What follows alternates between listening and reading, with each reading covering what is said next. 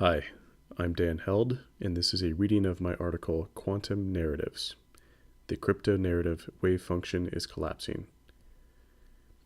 In 1935, scientists wrote an article called the EPR paradox, which described this strange situation of quantum superpositions, in which systems can exist in multiple states corresponding to different outcomes simultaneously.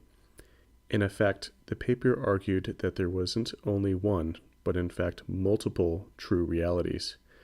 Each of these realities would remain valid until they were interacted with or observed by the external world. At the same time, the superposition collapses into one of the possible states. To better visualize the idea, Austrian physicist Erwin Schrödinger proposed a thought experiment that would eventually become ingrained in our culture. Imagine a cat in a box with a flask of poison, a radioactive material, and a monitor that will smash the flask and release the poison if a single atom decays. After a while, quantum theory dictates that the cat is simultaneously alive and dead at the same time. It is only once we open the box to observe the cat to be dead or alive that the multiple states cease to be simultaneously true. It is our actions that ultimately determine what reality prevails. Narratives. Nobody can understand everything. The complexity of society is irreducible. We cling to mental models that satisfy our thirst for understanding a given phenomenon and stick to groups who identify with similar narratives. Beliefs are not only shaped by reality, narratives define it. In any social arena, there's a never-ending battle to tell what's happening, why is it happening, and what is happening next. Controlling narratives is particularly powerful. These narratives constitute the fabric of the world around us, whether that be the government, religion, culture, and finance. They all exist simply because we believe in it, and it provides value for those who believe in it. Investors invest in or against narratives. Builders build directionally towards narratives.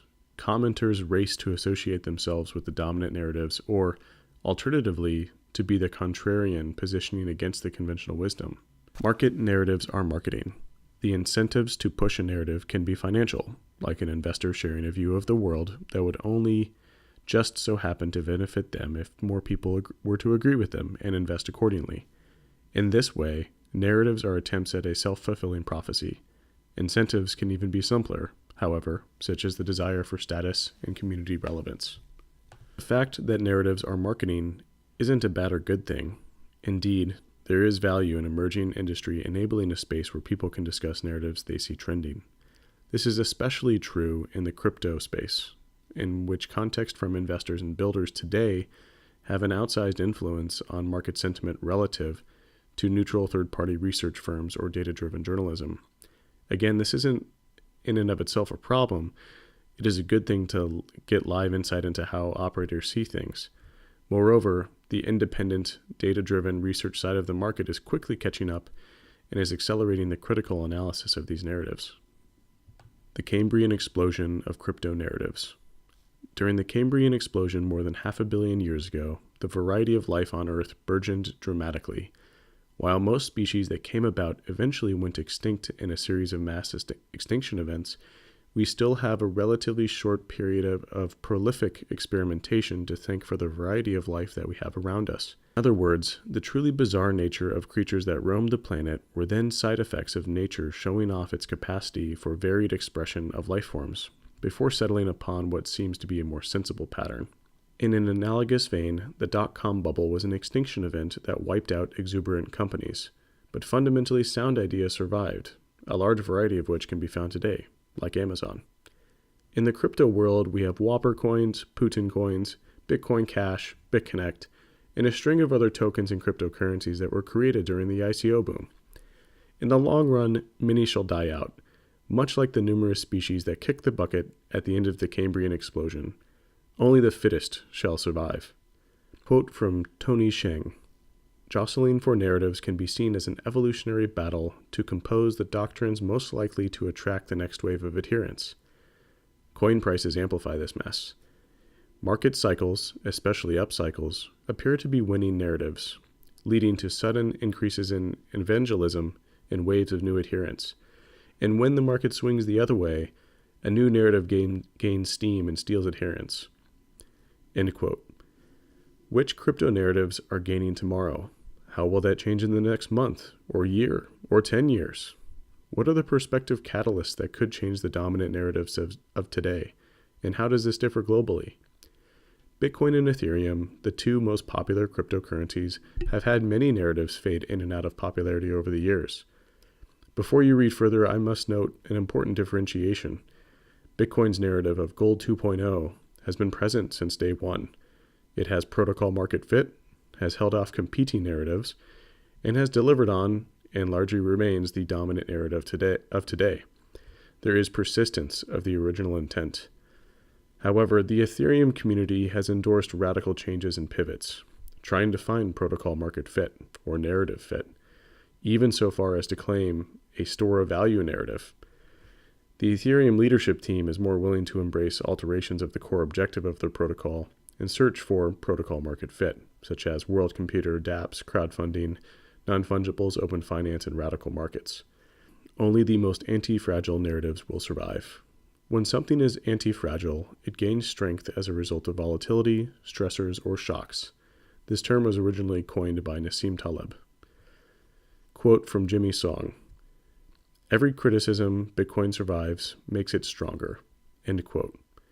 Crypto communities seek for newish narratives or adapt current ones as an exercise of collective strengthening. They do so to combat critique by isolating some of its premises. Since there is no objectively correct monetary premium, promoting the superior attributes of a monetary good is more effective than for regular goods whose value is ultimately anchored to cash flow or use demand. The religious fervor of participants in the Bitcoin market can be observed in various online forums where owners actively promote the benefits of Bitcoin and the wealth that can be made by investing in it. In observing the Bitcoin market, Lee Drogan comments, quote, "You recognize this as a religion, a story we all tell each other and agree upon. Religion is the adoption curve we ought to be thinking about. It's almost perfect. As soon as someone gets in, they tell everyone and go out evangelizing. Then their friends get in and start evangelizing. While the comparison to religion may give Bitcoin an aura of irrational faith, it is entirely rational for the individual owner to evangelize for a superior monetary good, and for society as a whole to standardize it. Money acts as the foundation for all trades and savings, so the adoption of a superior form of money has tremendous multiplicative effects to wealth creation for all members of society. Fiat money, similarly, is faith-based. Per Wikipedia, quote, "Fiat money is a currency without intrinsic value that has been established as money, often by government regulation. Fiat money does not have use value, and has value only because a government maintains its value, or because parties engaging in value agree on its value. In other words, it's entirely subjective and a shared illusion between multiple parties." End quote. Begin quote by Hassim Qureshi. "Gold's simplicity is a great feature, but gold is likewise the simplest cryptocurrency. You can explain the intuitions behind Bitcoin to any captive high schooler who has a basic grasp of probability and a moderate attention span. To the digital native of the future, Bitcoin wallets will probably seem more natural than vaults full of useless metal painstakingly drilled out of the earth." End quote. Begin one last quote. Kei Kurokawa. "Stable ideologies allow communities to survive. A simple example in religion is the Christian tenet that there is only one true God. This belief strengthens the religion because it weakens membership in competing religions. Communities with unstable ideologies will eventually collapse. The very ideology that justifies the existence of Bitcoin Cash also justifies the use of chain splits to settle any disagreement within the community. It is easy to see that this ideology, that a hard-forked minority chain can be a legitimate successor to the original chain, is completely unstable. It is thus reasonable to conclude that Bitcoin Cash will face a never-ending threat where its community members threaten to split off permanently from the main chain." End quote.